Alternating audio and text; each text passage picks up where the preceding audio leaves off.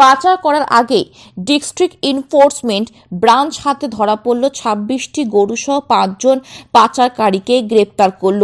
আজ দুপুরে district enforcement branch আধিকারিক স্বপন কুমার চক্রবর্তীর নেতৃত্বে রামপুরহাট থেকে সিউড়িগামী একটি গরু বোঝাই গাড়ি সিউড়ি তিলপাড়া ব্যারেজের কাছে আটক করে। তাদের কাছে কোনো বৈধ কাগজ না থাকায় 26টি গরু আটক করে সিউড়ি থানায় পাঠানো হয়। গরুগুলো কোথায় কি উদ্দেশ্যে যাচ্ছিল তা তদন্ত শুরু করেছে সিউড়ি থানা পুলিশ।